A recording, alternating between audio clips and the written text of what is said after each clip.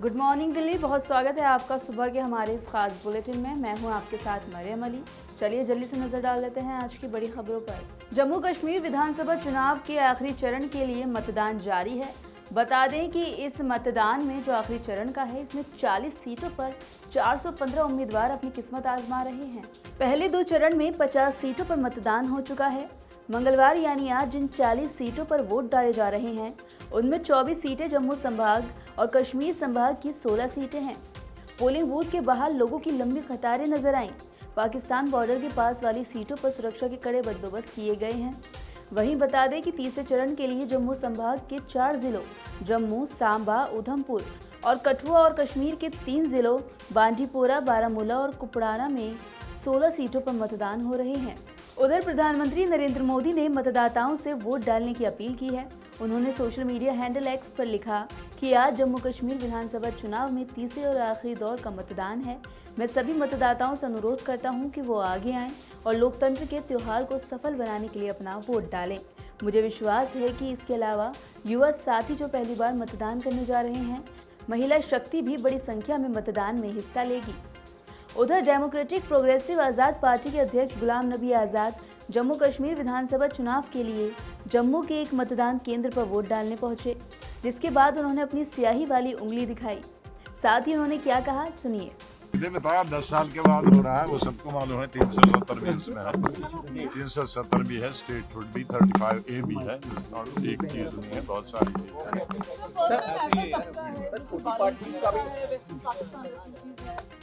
वो कोई नए मुद्दे नहीं है, ये बहुत पुराने मुद्दे हैं और हर इलेक्शन में उठते हैं। हर इलेक्शन में पॉलिटिकल पार्टीज, कुछ ऐसे इश्यू हैं जो पॉलिटिकल पार्टीज ने 75 साल से रट के रखे हैं। उनको हर इलेक्शन में पंचायत में भी उठाना है, पार्लियामेंट भी उठाना है, विधानसभा के लिए। लेकिन अभी जो करंट मुद्दे हैं 10 साल के, उनका समाधान निकालना है। और मैं समझता हूँ मेरी हिसाब से अनएम्प्लॉयमेंट, यूथ की अनएम्प्लॉयमेंट जो है वो सबसे बड़ा मुद्दा। उधर हरियाणा विधानसभा चुनाव के लिए भी वोटिंग नजदीक है। इसी को लेकर आज प्रधानमंत्री नरेंद्र मोदी फरीदाबाद जाएंगे। इसी बीच वहां की ट्रैफिक पुलिस ने लोगों से अपील की है कि पलवल आने जाने वाले हाईवे से बचकर रहें और सुबह 9 बजे से लगभग शाम के 6 बजे तक वहां से ना गुजरें, क्योंकि वहां ट्रैफिक लग सकता है। बता दें कि बल्लभगढ़ जोन के ट्रैफिक इंस्पेक्टर जगबीर सिंह ने बताया कि फरीदाबाद से पलवल की ओर जाने वाले लोग कैली फ्लाईओवर से पहले रोक दिए जाएंगे। यहां से गाड़ी चलाने वाले जितने भी लोग हैं वो दिल्ली मुंबई एक्सप्रेसवे का प्रयोग कर आगे खेड़ी, खलीलपुर होते हुए पलवल जा सकते हैं। उधर दिल्ली से आने वाली गाड़ियों को बदरपुर बॉर्डर के पास से ही दिल्ली मुंबई एक्सप्रेसवे की तरफ डाइवर्ट कर दिया जाएगा। साथ ही पलवल की ओर से भी पृथला तक ही गाड़ियां चल सकती हैं। यहां से रूट को डाइवर्ट कर दिया जाएगा। इससे पहले भी अटोहा, आल्हापुर, बगौला के पास भी रूट डाइवर्ट किया गया था। साथ ही डीसीपी ट्रैफिक उषा ने बताया कि इस वक्त अवधि के दौरान यात्रा के लिए निजी गाड़ियों के स्थान पर सार्वजनिक गाड़ियों का प्रयोग करें तो बेहतर ही रहेगा। एक्टिविस्ट सोनम वांगचुक की दिल्ली चलो पदयात्रा जारी थी। वो हरियाणा से होते हुए दिल्ली आने वाले थे, लेकिन इसी बीच सिंगू बॉर्डर पर दिल्ली पुलिस ने उन्हें हिरासत में ले लिया। साथ ही उनके जो साथ थे 130 कार्यकर्ता, उनको भी पुलिस ने गिरफ्तार कर लिया है। बता दें कि इस मामले को लेकर लोकसभा में विपक्ष के नेता और कांग्रेस सांसद राहुल गांधी की प्रतिक्रिया सामने आई है। उन्होंने कहा कि सोनम वांगचुक जी और पर्यावरण और संवैधानिक अधिकारों के लिए शांतिपूर्ण मार्च कर रहे सैकड़ों लद्दाखियों को हिरासत में लेना अस्वीकार्य है। लद्दाख के भविष्य के लिए खड़े होने वाले बुजुर्गों को दिल्ली की सीमा पर क्यों हिरासत में लिया गया? मोदी जी किसानों की तरह ये चक्रव्यूह भी टूटेगा और आपका अहंकार भी टूटेगा। आपको लद्दाख की आवाज सुननी होगी। इसी के साथ सोनम वांगचुक के साथ लगभग 130 लोग दिल्ली की तरफ प्रोटेस्ट करने आ रहे थे। इसी दौरान पुलिस ने उनको हिरासत में ले लिया।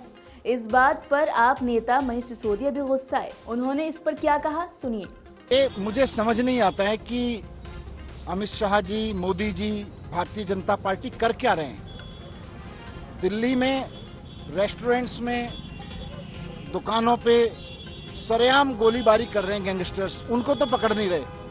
बीजेपी का पूरा प्रोटेक्शन मिला हुआ है गैंगस्टर्स को दिल्ली में कि खुली छूट है, जिससे चाहे वसूली करनी है, जिससे लूट करनी है, जिसको किडनैप करना है, जिसको धमकी देनी है, गैंगस्टर्स को पूरा प्रोटेक्शन दे रखा है बीजेपी ने।